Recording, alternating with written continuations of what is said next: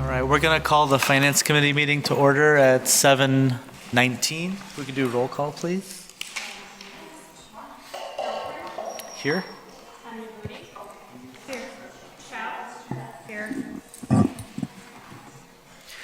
And our first action item is the recommendation to approve the minutes of the August 12th, 2019 Finance Committee to be approved as presented. Second. Yes. Yes. Yes. All right, on our core topic for today is we've got two discussion items, the reconciliation between fiscal year 20 tentative and final budgets, and we'll follow that up with the first ESSA report. Kathy and Raphael? Yes. So tonight we will be discussing changes to the tentative budget. Tentative budget was presented to the Finance Committee on the 12th of August. There will be a hearing on the tentative budget in a couple of weeks on the 23rd of September. And we will present the final budget at that meeting. And the board will take an action to adopt that budget. So tonight we don't have a presentation about the changes. I would like to ask you to go to page number 8 of the packet. There are two tables. One presents, compares the tentative budget to final budget by object. It's really the category of revenue and expenditure, and the other one has the same presentation, but it's just by fund. And then we can all look at the projections, which are updated with the final figures and how they have changed. So starting with the revenues, revenues in the final budget are increasing by 182,000. Most of the increase comes from higher estimate of corporate personal property replacement tax. If the committee remembers, about 4 years ago, state made a calculation error, then for 2 years was deducting the overpayment. We are finally getting the full amount. The estimate that they send us is about 10% higher from the actuals. It's an estimate, so the amount, the final amount will be probably slightly different, but we are increasing that estimate in the budget. Also, there is an increase of 44,000 in the other local revenues, and I want to point out this is not new money. This is the money that was not received in last fiscal year. It's just carryover amount that was, we bill the high school for students who are over 15, and we just didn't get the check before the end of the fiscal year, so it was booked in the current fiscal year, FY20. There was also a small adjustment to federal aid, about 31,000, and we fine-tuned revenue and expenditure information basically until the very end, and that we just got more correct information about our federal grant, so it was adjusted down. On the expenditure side, the expenditures are also increasing by 573,000, and most of the adjustments are in the salary line. And there are actually quite a few changes. We are increasing teachers by 0.3. We are increasing an allocation at Bessie Rhodes, special education teacher.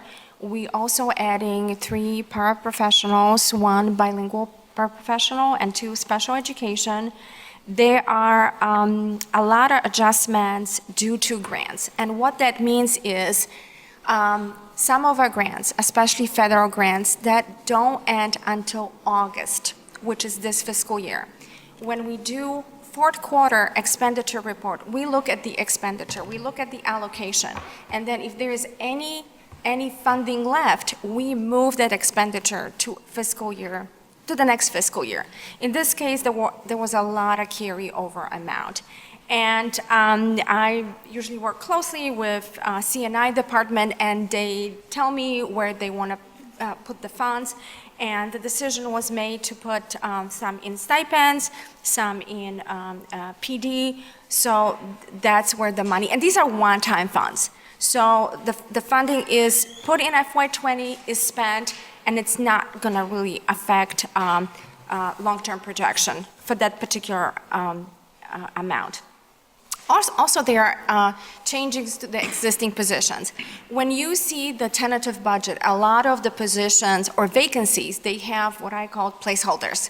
So I put the amount in, but we don't have the final person in that position. And then I get the copies of the recommendation forms. We work very closely with HR department, and we fine-tune those figures. So there's about 32,000 in these type of adjustments when maybe someone came in a little bit higher or a little bit lower, but the net amount was about 32,000.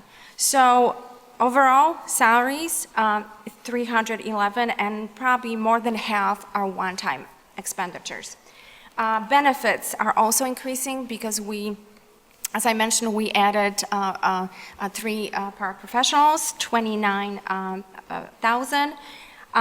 Increases in purchase services and supplies are also related to the grants.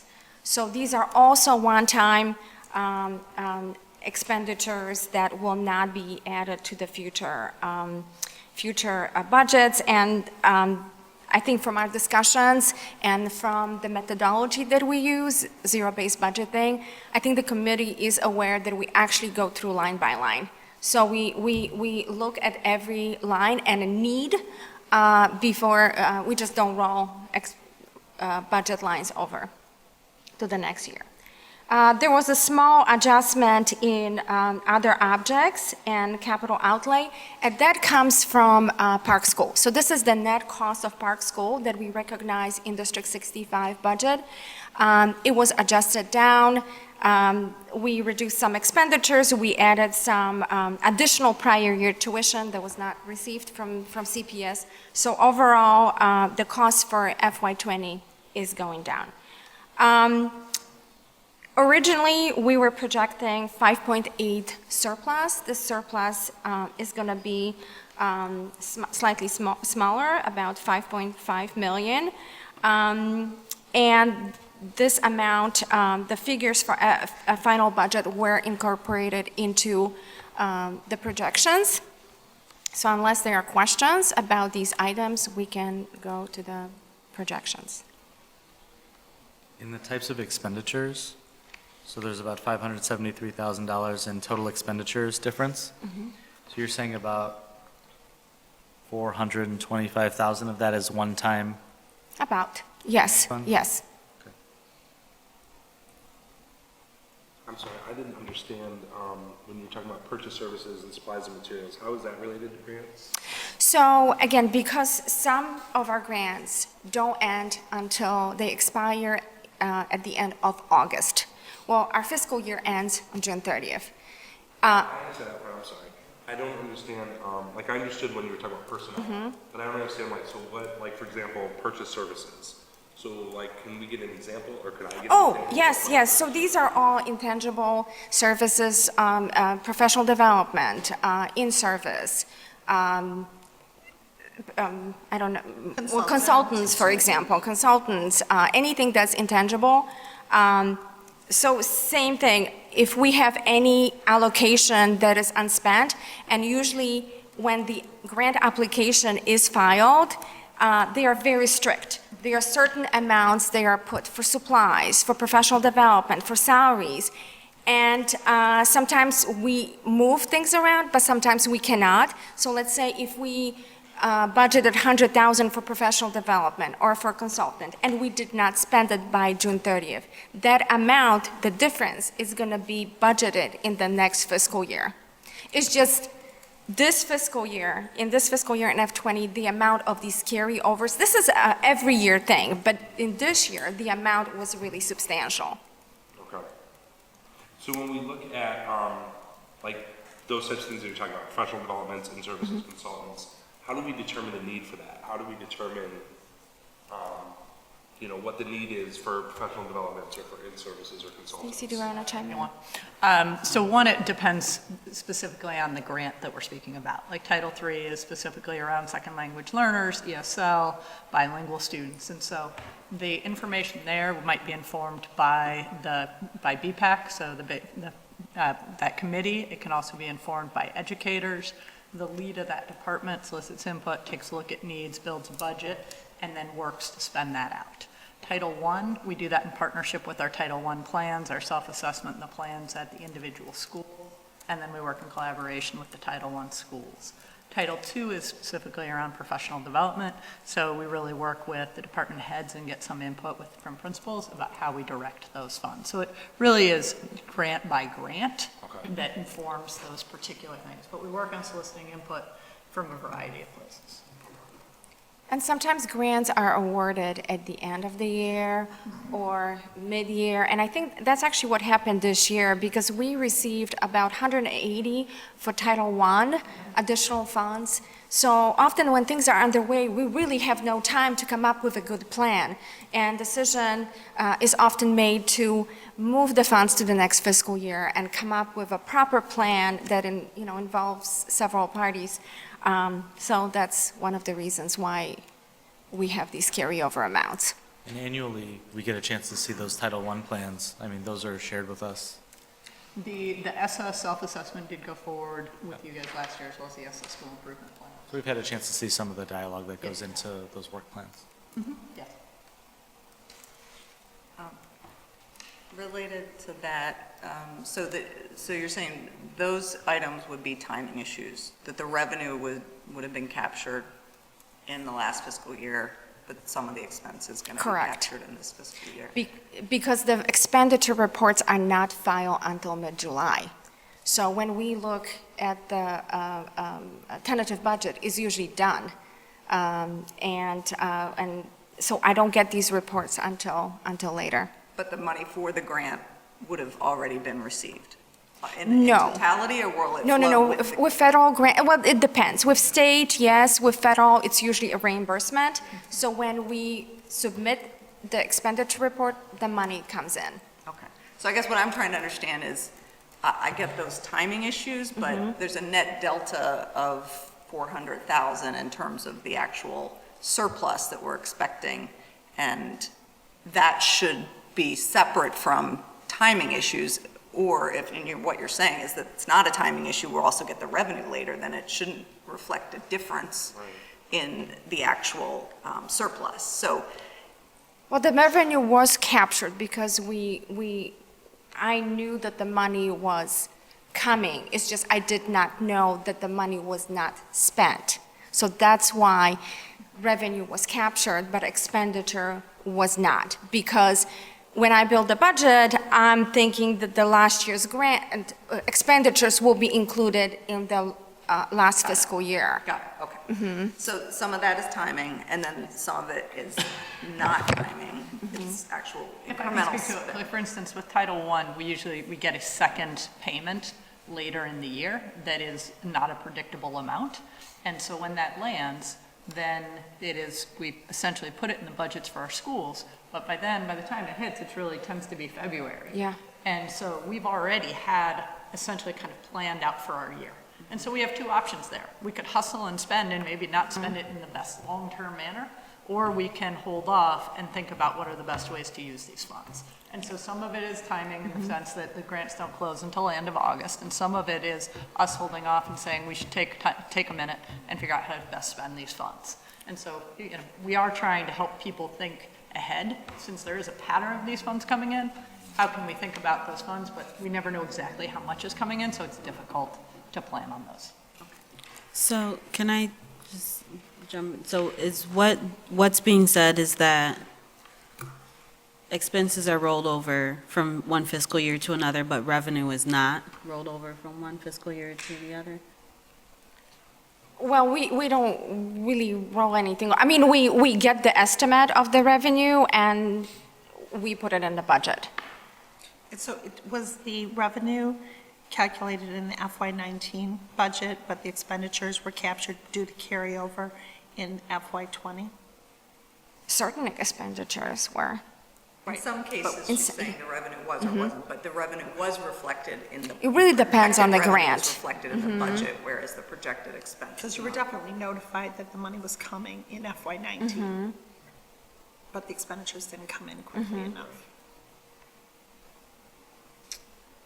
So it's not possible to take the revenue from FY '19 because it was not expended, right? So it's not possible to take that FY '19 dollar and apply it to FY '20 as a rollover of unexpended? Well, I mean, we have to count revenue when it's received, and we have to budget when, I mean, we need to be certain that it's going to be received in this fiscal year, because we are on cash basis, so we cannot count revenue that we,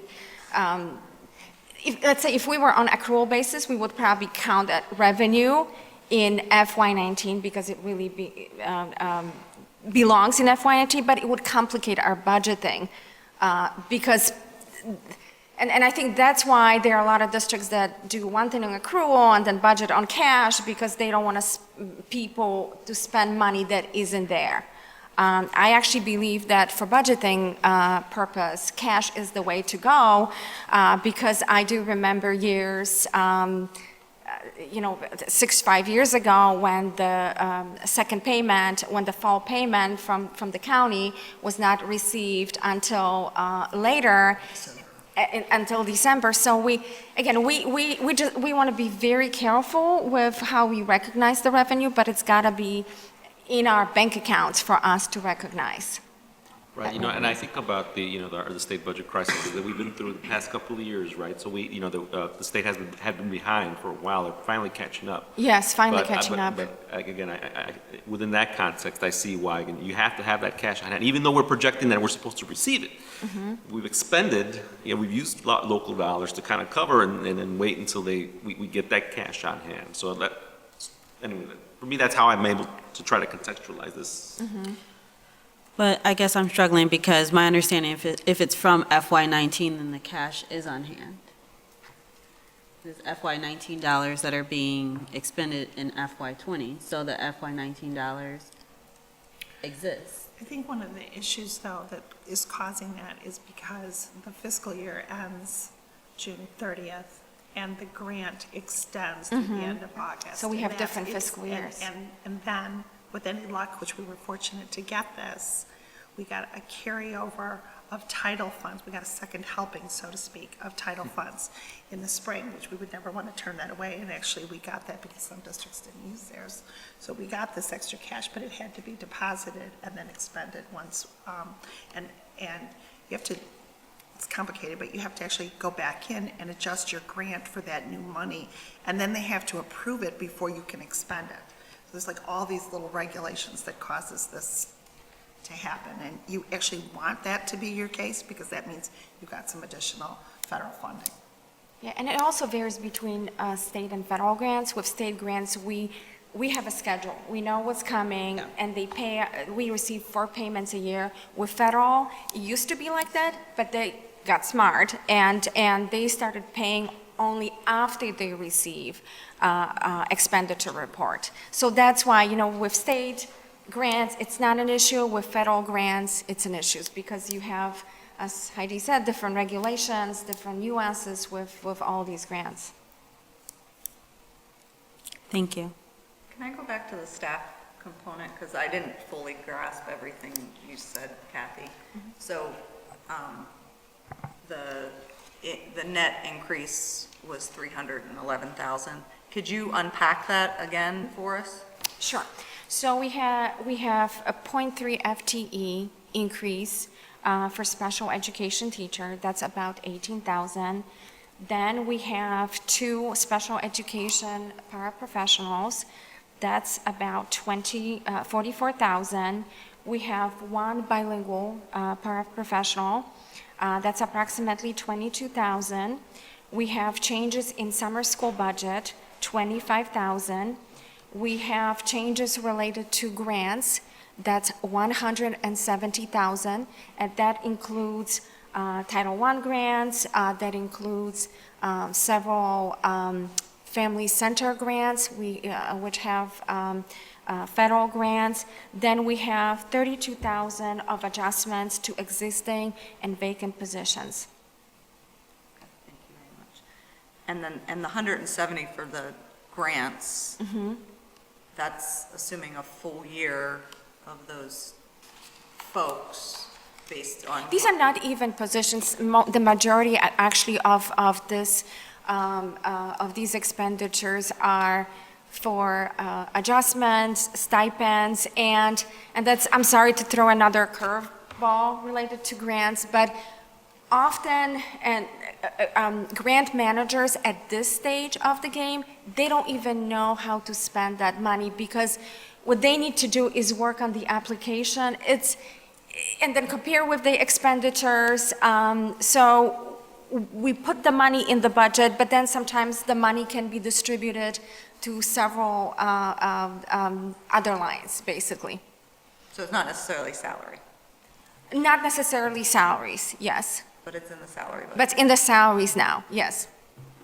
Okay, so that will get readjusted? And we do budget amendments all the time, so that's part of the budget management process. I think the, part of the issue is that when you file a grant application, you put in a request as to what you wish to do. And a lot of time, those applications are not approved the way that you added in there. So what we do, we put placeholders there, if you will, based on the application that we put in. Then once the grant is approved, and sometimes it's not what you put in, so we have to make adjustment in the line to mirror what the amount was approved for. So that's part of what goes on to. So, but these are based on grants that we have secured or that we may secure? No, these are existing Okay, so grants they or have secured. extension, additional funding that we received, let's say in the end of the year, because as I mentioned, we got 180,000 in additional Title I funds. And another thing that happens with grant is they'll give you an X amount at the beginning of the year.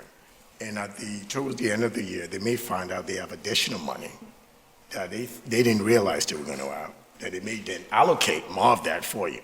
Now, there are one of two ways you can handle that. You can think, happy days are here again, we got $100,000 more than we expected. We can go out and buy a bunch of junk just because we have the money, which some school districts do. But what we try to then do is we try to figure out systematically what is the best impact for this additional 100,000. So it kind of changes things a bit compared to what we had originally allocated in the budget. So that's part of the sausage making phase two. So, but net, the takeaway here is that in terms of actual staff that would be recurring, we're looking at 3 paraprofessionals 1.3. and 0.3 special ed persons. Correct. So that's 3.3 positions. Yes. And those are driven entirely by student needs, Yes. enrollment and Yep. IEP. Right. All right, thank you. So just to kind of bring this home, so if there were grants this year that we were looking at getting, when would the revenue be adjusted? So like, let's say that we're looking at grants that we're trying to secure, and they come in, when would we see that reflected in the budget? Like, at what point do we amend the budget to reflect? Are we like, talking about grants that we may get? if we're talking about like the back end of 19, when you said like we got extra money. No, I just used that. 100,000. Yeah, right. No, I know, but I'm saying, like, when would we adjust the budget and when would we see that to reflect that extra revenue? Because we're talking about the expenditures, but when would we see the? No, so the revenue is already in. because- Right, but I'm saying but like you were saying, we got, in the example, we got extra money in June. They were like, oh, we have extra money in this grant. We're sending extra money. We knew that we'll be getting the money Okay. in June, maybe, I'm sorry, I used the incorrect grammar. But, so we knew that the allocation is there, it's just the expenditure portion was not clear. Because No, I we did understand. not, Right. I understand that part. I'm sorry. So I'm in the not- example that I use, I think I'm going to try to get to the answer, right? The example that I use, we'll get notification. If we got the notification before the last year of the fiscal year, before June 30, since we're on a cash basis, we'll book that, right? Because we know we're going to get that. And a lot of times they will send a voucher that will show that you will get that money. So we'll book that revenue in that year. Now, if we don't get a voucher or payment before the end of that fiscal year, then it will be whenever we get the money, in that case. And we actually have 300,000 in the budget of holding funds for both expenditures and revenues. If we're getting you 100 for state and 150 federal. And it's actually part of the budget, so if you ever wonder what the flow-through line for 300,000 is for, that's what it's for. It's for mid-year grants that were not booked in our budget, but may be coming. So that's what we're using throughout the year. And then, sorry to be a pest, but in the same way that you kind of unpacked the salaries and kind of broke it down for us, can you do that with the purchase services and supplies and materials? I don't have the breakdown. Okay. I can tell you on a positive note that there was some decrease with transportation purchase services, but I do not have that breakdown. I have one more question, sorry, I forgot. Well, one was an accolade for the $100,000 decrease in the transportation. 144, sorry, I don't remember. So, thank you for that, that's considerable. And then the separate thing was just it's a macro question. So across the board, it looks like, our expenses are increasing by 4%. Remind us what the associated CPI is for this budget year. So the CPI that's affecting the growth of the revenues in that year is 2.1. It's the CPI from 2017. And in the following year, it will be CPI from 2018, 1.9. So we're looking at a difference between the 4% increase and the 2.1% revenue increase. Thank you. Which is why we have the structural deficit. I just wanted to make sure we all. Any other questions? John, did we, Yeah, oh, absolutely. Very succinct, I appreciate it. So, just briefly, if we could jump to page 30. As I mentioned in the memo, the long-term picture did not change. We still, page 30 of the book.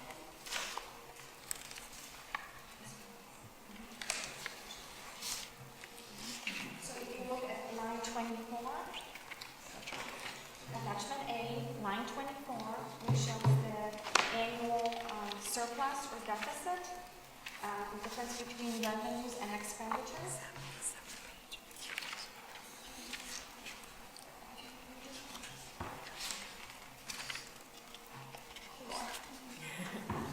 It's not in color, so it's like so confusing. One more here. One more after this. I can find it. Okay, there you I've go. got it. There you go. I apologize. So again, attachment A, page 24, which shows the difference between revenues and expenditures. Our initial projections had last year of the balanced budget was FY22. With the final budget figures, we still have a surplus, a small surplus of 29,000 in FY22. We will begin to experience deficit budgets in FY23.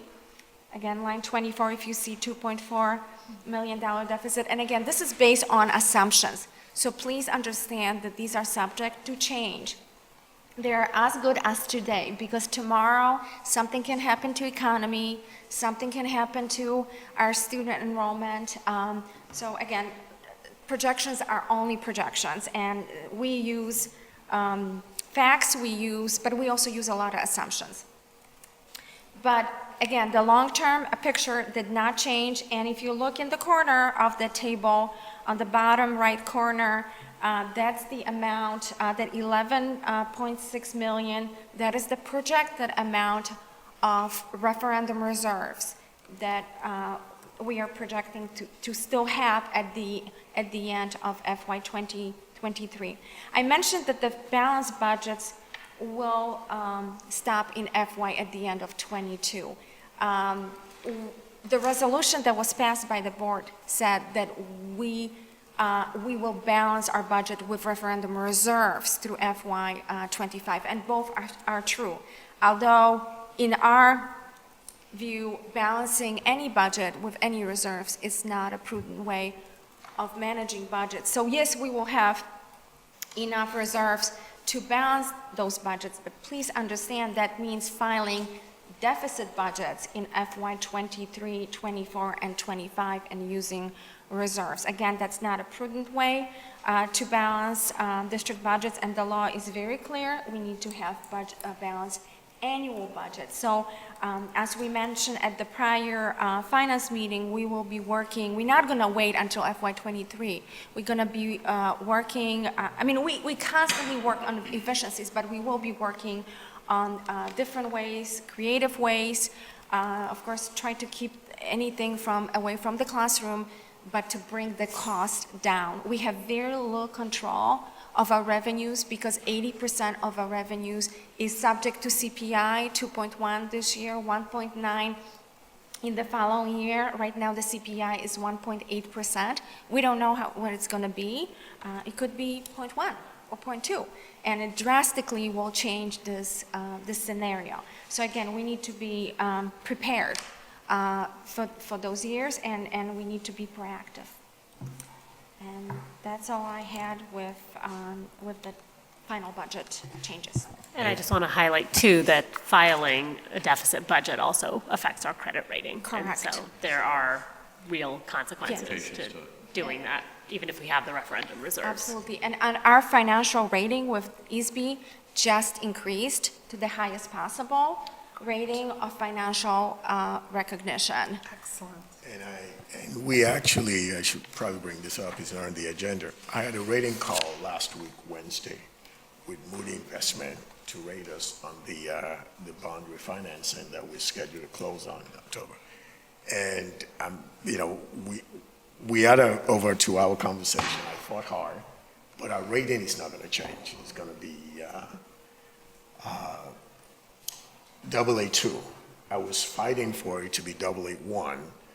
That would change it. That would save us about 10 basis point in interest rate, which in present value would be about $107,000. But the effect of the referendum hasn't been long enough in our finances to convince Moody to increase our rating. That was the end of at the end of the conversation. That's what it boiled down to. So we have to keep the course to make sure that we continue to manage our money prudently. Just the 2 years wasn't enough for the committee at Moody's to believe that we merit a rating upgrade. But they did say that from what has been shown the last 2-3 years with the referendum, we're doing a better job with a higher reserve and the way we manage the money in the district. All that being said, which you noted, in line 33, we have one more year where we're not only tapping into the referendum dollars to balance the budget and still putting some money away to save for a future year, and then we start to deplete it down to, in 24, 25, $10 million a year. And so that will take, that's not just prudent planning, that will take some significant changes in how we spend money and operations, and as you said, we're not going to wait until then to make that plan, so. And we're doing better with our referendum reserves. I don't have that table with me, but if you remember from the tentative budget presentation, there was a projected amount that we had, and then there was an actual, and I think we added 3.6 million more. And that's the reason for the amount in the lower corner to be slightly higher from our earlier projections, because we were able to spend under the budget and even collect some revenues over budget. If you look at attachment B, since we already there, we're doing really well with our fund balance, which is at present time at 39%. For years, actually for decades, we were around 19%. 20%, which is very small. And that's actually the reason why we were downgraded in the past, not because of how we manage the money, it's just we did not fit with the double A1 school districts in terms of the size of the fund balance. I mean, the high school, just to compare, the high school's fund balance is in the high 40s. So it's very healthy now. It's at 41%, and we are hoping to preserve those funds for future years.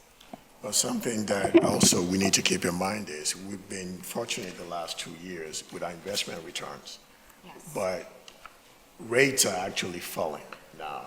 So that's another variable that we need to keep in mind as far as the return on investment that we will get in the near term.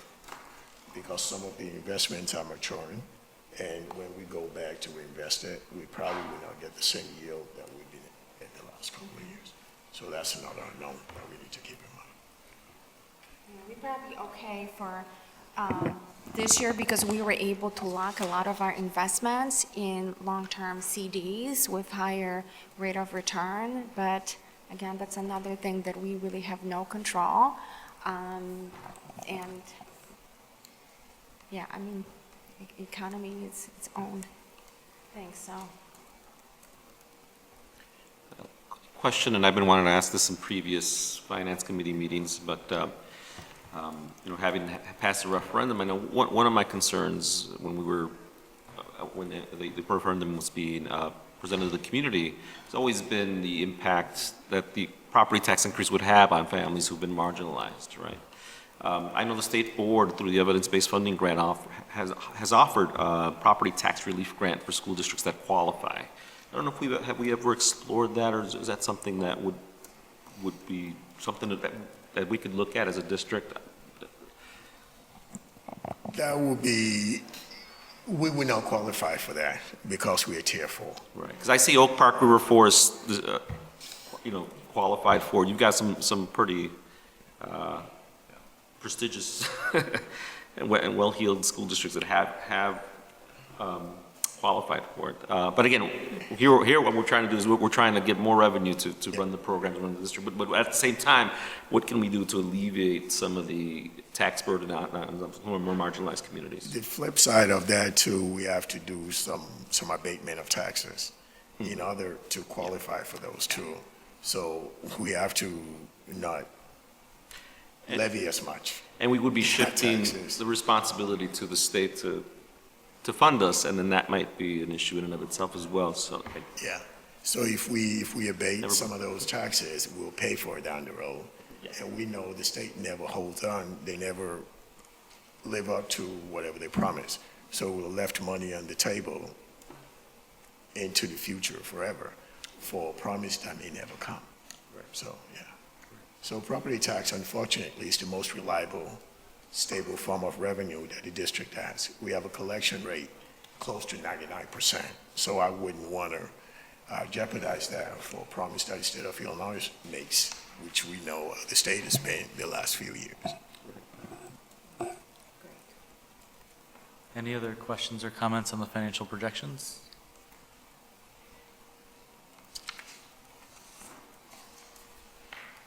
Any questions, comments, or anything on the fund summaries, or is that just a preview of the board book to come? Yeah, that's just a preview, and Budget book. the budget book and budget at a glance will be available in 2 weeks at the board meeting. Yeah.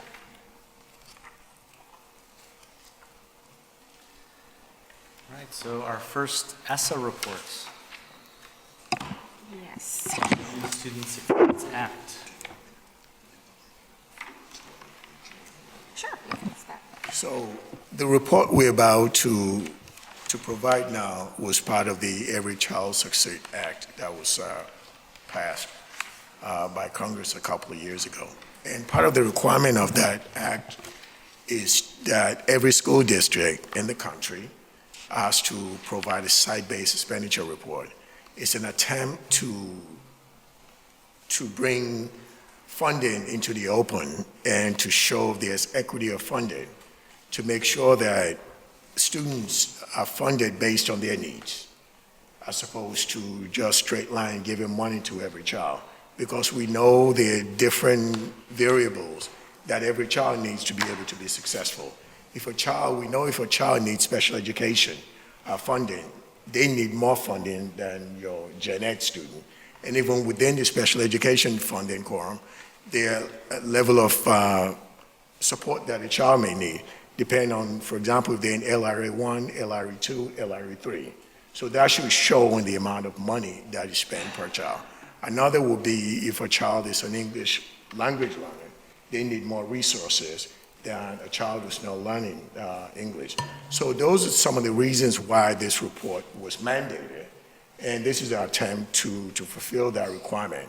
And we're going to go ahead and show you how each of our buildings stacks up. And what I will say, without even providing the report, is that in looking at our expenditure, we actually are where we need to be. We're providing funding to kids based on their needs. So the way funds are distributed in the district right now, based on the data we've been able to get from our budget number, is equitable, and it fulfills the requirement of every child succeeding. So, as Rafael mentioned, it's a brand new report under the umbrella of Every Student Succeeds Act. This report was due to the state by August 15th, and it will be incorporated into a state report card and available to general public in the fall. This report will show intentional variance, which is caused by targeted spending. And there are several reasons, and we're going to go through them, why spending varies from school to school. The goal of this report is to provide transparency and also allow for the district to have a meaningful conversation about equity and about achievement. Every single year, what I'm putting out on the screen is the language from ESSA. FY19 is the first year which is being reported. We will be reporting this information, actual information, annually. Certain expenditures will be excluded from these calculations. For example, debt service, capital building expenditures, and also pay expenditures, so 0 to 3 will not be included. Community services, so things like childcare, for example, district offers childcare services, expenditures will not be included in that report. Also, these expenditures will have two types of expenditures: site expenditures. So, for example, if you have a teacher working, let's say, at Kingsley, full cost of that teacher and benefits is being reported to a budget line that says Kingsley. That's a site expenditure. But you also have centralized expenditures, central office, for example, certain transportation, certain purchase services. These expenditures, portion of these expenditures will be allocated to all students, certain students. There are actually several different methodologies, and there is a pretty thick a guidebook from the state how to even calculate these allocations. This illustrates the reasons, the state's reason for this report. So first one is resource allocation. I think, Rafael, you mentioned, and Sergio, EBF, right? So in 2017, general state aid, which pretty much gave a fixed amount to every student out there, about $6,100 to each school, each student in the state of Illinois, regardless of how wealthy the school district was, regardless of the needs. That has changed. It was replaced by evidence-based funding, which we actually heard from the state a few weeks ago is working apparently. They're actually seeing really good results because it's tracking individual needs, individual students. If you have someone with special education needs, if you have an English language learner, there are additional funds from the state for these students. So apparently it's working. They are very happy with this initiative. This report, I think it will validate that funding model. Also, another reason, access and improvement of equity. I think our district is doing a lot of that, but this will provide even an additional tool just to see if what we're doing is really improving equity. Also, understanding the relationship between the student outcomes and financial resources. And finally, identifying best evidence-based practices and opportunities. So this data, the data that we will present, should help us answer questions about the values, whether our budget, our expenditures support our district values, our district goals. Should we adjust our budgeting, our school improvement planning? So these are the questions that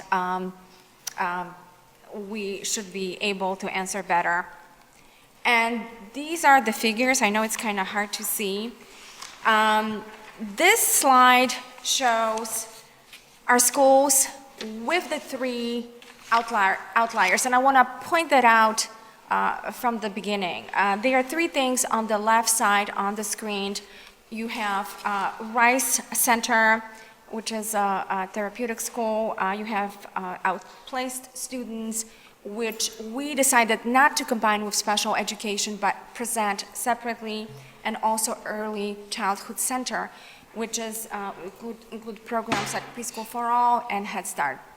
And the costs are, are large. These are very large costs, and they are inflating the average cost of 15,401.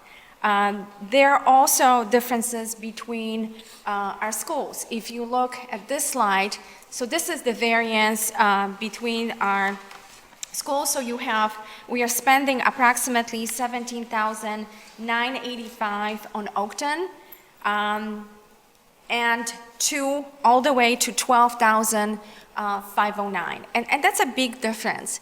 But as you can see, the 5 schools on the left, they all have the highest population of students with high needs, low income, English language learners, special education, also our special programs. Bessie Rhodes, for example, is the second school in terms of the spend, 16,922. It's also the smallest school. Size plays a big role.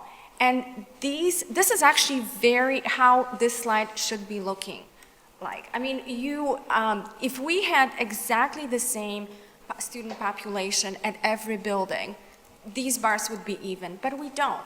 Our schools differ in size, they differ in student needs, they differ in programming, and that shows that actually basically explains the variance. Also, if you look at on the other side of the screen, 5 schools with the lowest spending, they also have the lowest population of English language learners and special education students.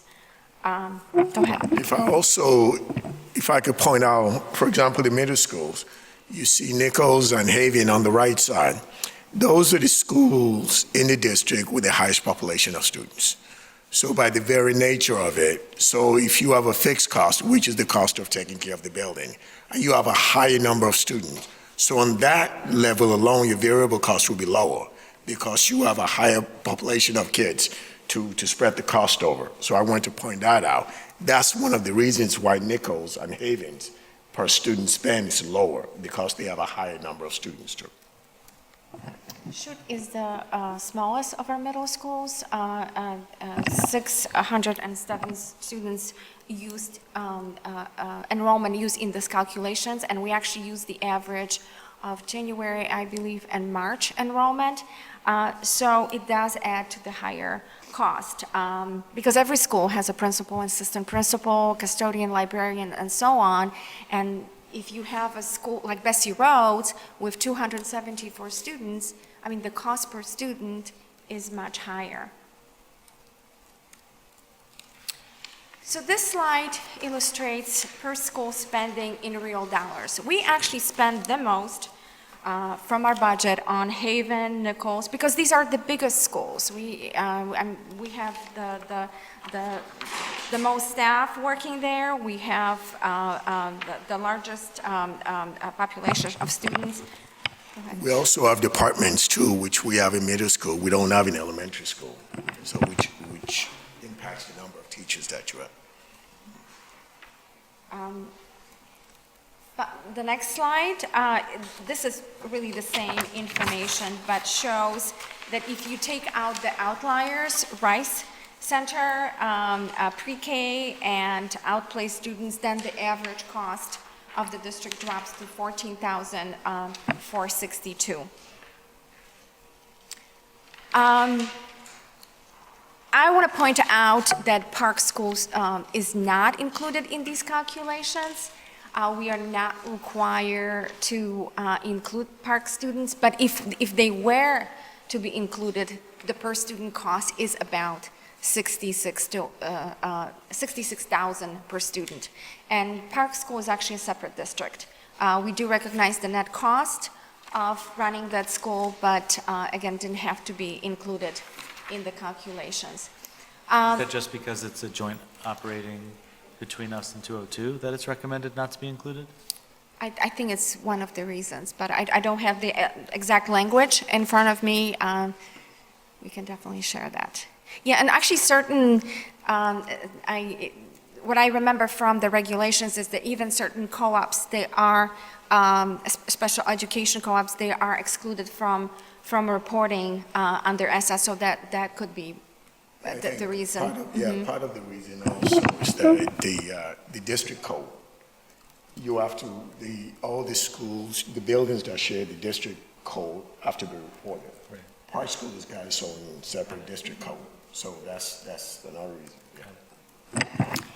So this slide summarizes pretty much all the reasons for this variation, and some of them are intentional and some are not. So we mentioned student needs, school size, specialty programming, and even though TWE teachers and ACC teachers, African Center curriculum teachers are charged to general education, still because of the special policies and programming, there is additional cost in relation to class size, for example.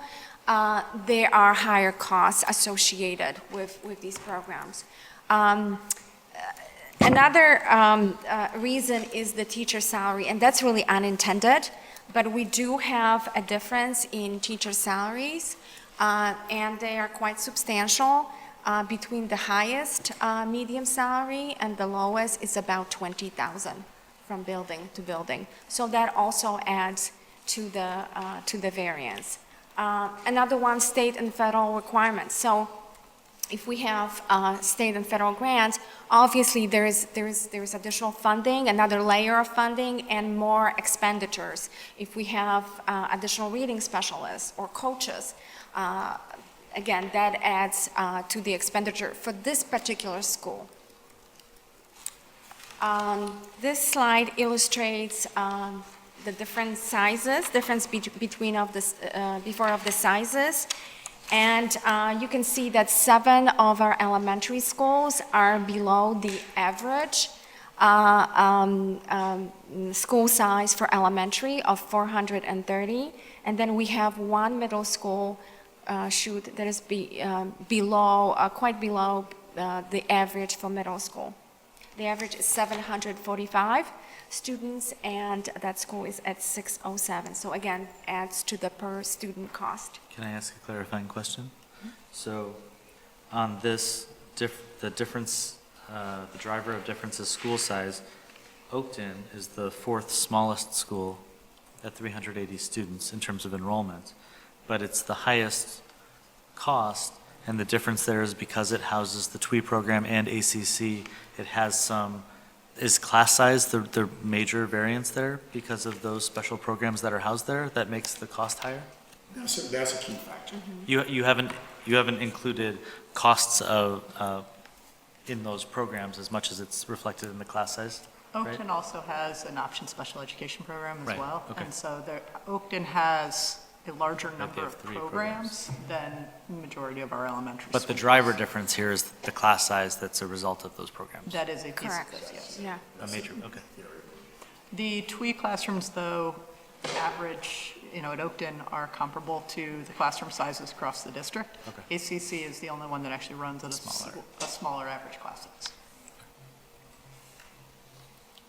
And is that the same for the gen ed classes? Our Average? Oakton, average class sizes at Oakton last year were smaller. I believe there was only one, I would have to double check this, they were either the smallest average class size in the district, they were either the second or third smallest class size in the district, but they do run on the small side. Thanks.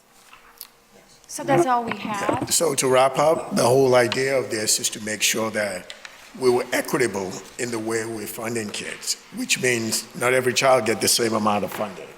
What is required is that whatever the need of the child is, the child has to be well-educated, they'll provide the resources to make sure the child is well-educated. If the child needs special education, provide the funding required for the child to be successful. If it's an English language student, do the same thing. So, and I think in looking at the data that we presented you, we are actually doing that in this district.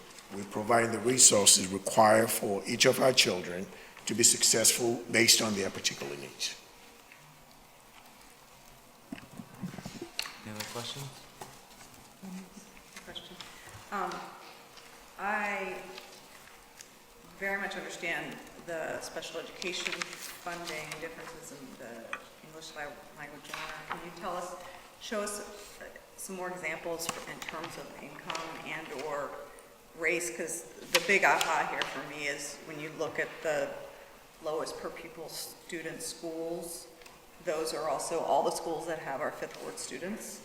And so while they are considered to be the most well-heeled schools, right, because we are commingling those populations and there isn't a designated school, then we are disaggregating that need and it's not getting addressed, is what I see from this. On the downside, I see some positives too, obviously, because some of the schools that are getting more need do have also obviously need populations. So parsing out race and income from the other sources of special needs, how are we allocating that different? What would be an example of allocating that? That would be an additional allocation, a Title I funding. But is that really it? So when we think, I think there are a couple things come to mind. And I would think of it much more in a continuum as opposed to a have or have not. When we think about the way we staff reading specialists, special educators, ESL educators, essentially support educators, what we really look at is what are the number of students and the percentage of students. It's really the number of students. We don't even do percentage because that would put enrollment into a factor. What are the number of students that require services and needs? And we look at that based on low income as well as student performance, whether it's MAP skills, DRA skills, STEP scores, to determine how we are going to allocate our staff in those situations. And so when we look at the numbers, for instance, take Lincolnwood as opposed to Dawes, when we look at the numbers of kids that require needs and supports underneath those different categories, and then staff according to those numbers. So those would be the primary drivers, or where we are providing additional educational support. And then when there are also class size fluctuations that actually follow a lot of that same distribution. So I guess the observation would still hold, I think, because I think there's some masking of need in those schools and in the Haven Middle School that we wouldn't, it's obviously a conundrum that goes beyond just this discussion, but it gets surfaced, it shows itself here as just kind of a dichotomy that those will be the schools that we're spending least per pupil, when there are clearly a lot of kids in those schools that need additional resources. So I think one of the things that might help us to understand that is with the evidence-based funding model, it's site-based funding. That's how it's tracked, and it's tracked all the way back to the budget as the funds are entered in. We know which school those are going to be designated for. And so with the site-based funding, understanding the complexities of the demographics in each school helps us to really interpret that average per pupil expenditure, because we really want to see that number go up, and thankfully that is what we were able to determine when this report was created. I thank you for your work on this, but it was able to show that we were spending more at the schools that we really needed to be spending a greater percentage or a greater amount per individual student. And this is the first required report. We know that now that we have that information, we have to kind of take that information and look at it through additional lenses. Yeah, so I could think along that line of questioning. I understand it might not be required for the ESSA reporting. Yeah. But because we do have a focus on racial equity in our district, I think it would be instructive for us to see, in addition to, population of special education children and ELL and that sort of thing, if we could see race demographics, and how that aligns to per student spending. And I also, understanding that one of the drivers for the differences, talking about teacher salary, and obviously, a teacher who has more experience and has been in the district longer, has been a teacher longer, is going to cost more than a newer teacher. I don't know if we've ever analyzed or if there's any process currently in place for us to make sure that there is sort of a balance across our schools of veteran teachers and newer teachers, so that one school isn't constantly, when there is turnover, that there's not constantly like new teachers all at one school. Is there any process currently in place, or does this give us some tools for figuring out if we need to have? What I can say, there's currently no process for assigning teachers from one school to the other. And I'm not really sure I will go about doing that, because the way we currently staff teachers, we have some staff members who've been at the school, who feel comfortable at the school, and they stay at the school. Right. For whatever reason. And I don't think currently we actually engage in reassignment of teachers currently. Now, whether that's something we want to look at. Well, I mean, I think that's also, you can have lots of difference of opinion, obviously, which is part of the reason why. I mean, as a principal, if I'm able to build an amazing culture and climate and keep my teachers for a real long time, not that that's the only reason they stay, but, I would not want the school to be harmed for that, because they're doing a great job at maintaining climate, right? Ideally, that is happening systematically across the district, but I wouldn't want to penalize schools where the environment was. No, and I don't think that isn't what I was I know suggesting. you weren't, but I think that's where it was. Right, and That was going on. right. No, I think it's more just, I think that is something to think about in terms of per pupil spending. And I guess I'll just and I will look at my children's school, Orrington in particular, which is one of the smaller schools, probably doesn't, place highly in a lot of the different need markers. And yet it's not at the bottom end, it's fairly solidly in the middle. And I think one of the reasons is probably because there are a lot of veteran teachers at the school. So I think it's just a question that this raises, and something for us to think about as to, how are we ensuring that we are making sure that the students who have the highest needs are also getting the experienced educators that they need, and how that plays into it, without necessarily, doing things that are going to disrupt a culture at a school. And I take the point. I think obviously the leadership of the school creating that culture is hugely important. It's just a question to think about. I mean, could we possibly? I'm sorry? May. Oh, yeah. So I might think about maybe overlaying the 5Es, because I Yeah. think what you just talked about school climate and culture and instructional leadership is probably a huge reason about why you see staff retention and why you see staff turnover. So I think that, is there a process in place? I actually do think you have the 5 essentials, and looking at the data and overlaying that might be a good comparison before we start looking into other avenues of moving teachers. So I don't want to cut off discussion or questions, but this is the first time we've seen a report like this, and this is exceptionally clear. So thank you for that. I want to leave you with one question. I see this nice Afton logo at the bottom of all the pages, so I'm curious as to what that costs, because I'm guessing they helped us with the slides. But to Meg's point about the 5Es, you've heard many equity questions. You know what the questions are over the years. If there is information here that allows you on the back end to glean more information that would be fruitful to these discussions, it sounds like the board would be interested in learning more about it. But I'm not sure we're going to get those answers tonight. So, homework. Thank you.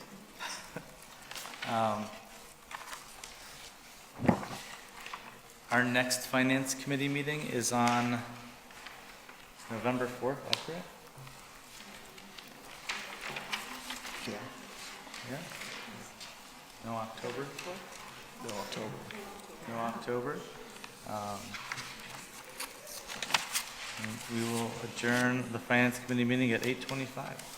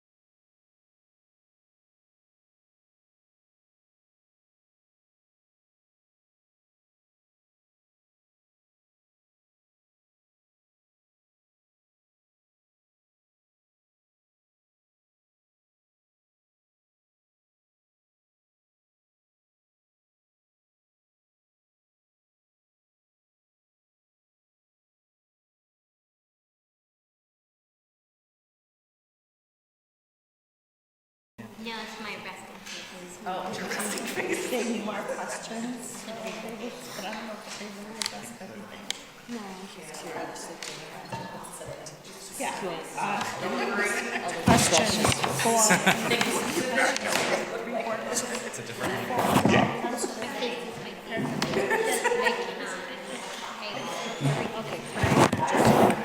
I did it with today. You know what? The good news is you always know where That's what that told me. I always do, always. Yeah, you should play. You gotta know who you are.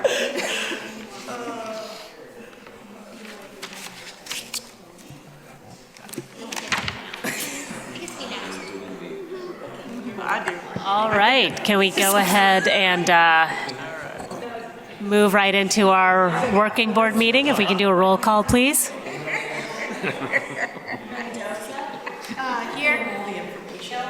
Here. Do you not have your iPad? Hernandez. Oh, yes. Do a roll call. We're in a meeting, let's go. Yes, here. Yes, here. Here, hey, I was going to say, if you don't mind, we will need to move on to our next, our working board meeting, so if you, thank you so much. Thanks. Love to have you back after. I was going to say, please come back after your discussion. Okay, so can we get, Sergio, you've got the approval of the agenda? Yeah. Let's see, where am I at? I move that the Board of Education approve tonight's meeting agenda as presented. Second. Mendoza? Yes. Delper? Yes. Agnifidi? Yes. Hernandez? Yes. Chow? Yes. Lindsay Ryan? Yes. Carcass? Yes. Do we have, check to see if we have any public comment? Anybody signed up? We need to call them back in? No one signed up? Nobody's, okay. All right, then we will go right into our one discussion topic, which is the 2019-2020 board planning calendar. Phil, did you have a preface to it? So Board, you have in your packet the overview of that, and first of all, this has been a collaborative effort of the cabinet and of Heidi and myself, so we really worked well together on this. And you'll see in the document that you have here on the lunch paper for us that you'll see the areas of A for action, D for discussion, and then information would be the I part of that as well.